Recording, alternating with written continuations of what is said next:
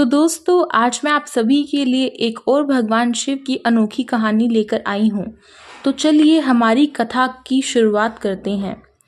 पुराणों में संस्मरण है कि एक बार माँ पार्वती ने बड़ी उत्सुकता से बाबा श्री विश्वनाथ महादेव से यह प्रश्न किया कि ऐसा क्यों होता है कि आप अजर अमर हैं और मुझे हर जन्म के बाद नए स्वरूप में आकर फिर से वर्षों की कठोर तपस्या के बाद आपको प्राप्त करना पड़ता है। जब मुझे आपको ही प्राप्त करना है तो फिर मेरी यह तपस्या क्यों, मेरी इतनी कठोर परीक्षा क्यों? और आपके कंठ में पड़ी यह परमुंड माता तथा आपके अमर होने का कारण वह रहस्य क्या है? महाकाल ने पहले तो माता को यह गूढ़ रहस्य बताना उचित नहीं समझा, परंतु स्त्री हट के आगे उनकी एक न चली। भगवान शंकर ने माँ पार्वती जी से एकांत व गुप्त स्थान पर अमर कथा सुनने को कहा ताकि कोई न सुने, क्योंकि जो इस कथा को सुन लेता वो अमर हो जाता। इस कारण शिवजी माँ पार्वती को लेकर किसी गुप्त स्थान की ओर चल पड़े। सबसे पहले भगवान भोलेनाथ ने अपनी सवारी नंदी को पहलगाम पर छोड़ दिया। इसलिए बाबा अमरनाथ की यात्रा पहलगाम से शुरू करने का बोध होता है।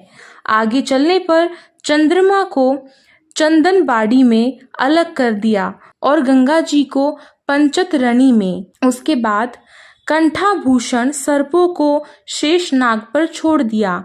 इस प्रकार इस पड़ाव का नाम शेषनाग पड़ा।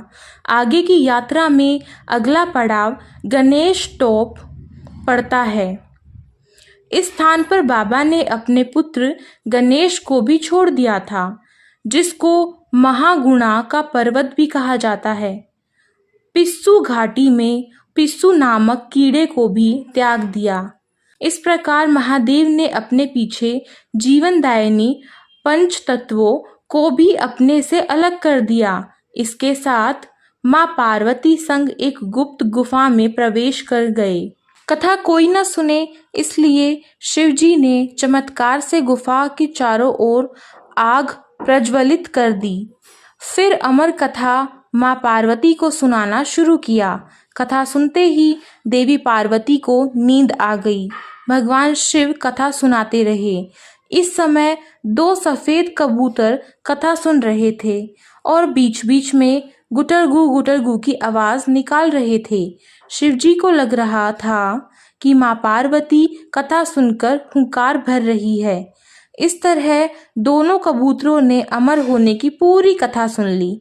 कथा समाप्त होने पर शिव का ध्यान पार्वती की ओर गया। शिवजी ने सोचा कि पार्वती सो रही है तो कौन हामी भर रहा था। तब महादेव की दृष्टि कबूतरों पर पड़ी तो क्रोधित हो गए और उन्हें मारने के लिए तत्पर हुए। इस पर कबूतरों ने शिव जी से कहा कि हे प्रभु, हमने आपसे अमर कथा सुन ली है।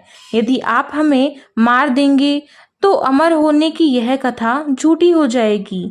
इस पर शिवजी ने कबूतरों को जीवित छोड़ दिया और उन्हें आशीर्वाद दिया कि तुम सदैव इस स्थान पर शिव पार्वती के प्रतीक चिन्ह के रूप में निवास करोगे।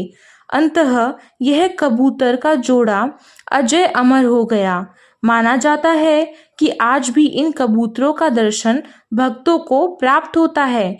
इस तरह से यह गुफा अमर कथा की साक्षी हो गई व इसका नाम अमरनाथ गुफा पड़ा।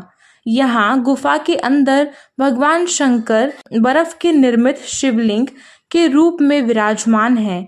पवित्र गुफा में माँ पार्वती के अलावा गणेश जी भी अलग से बर्फ से निर्मित प्रतिरूप के भी दर्शन किए जाते हैं। तो दोस्तों, यह थी आज की कथा।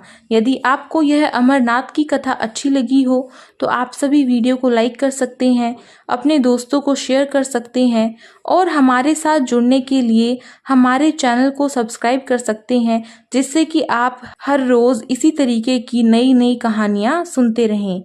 और अंत में आपसे ये कहना चाहूँगी कि आप सभी कमेंट बॉक्स में हर हर महादेव लिखना बिल्कुल ना भूलें। तो मिलते हैं एक और नई कथा के साथ। तब तक के लिए ओम नमः शिवाय। धन्यवाद।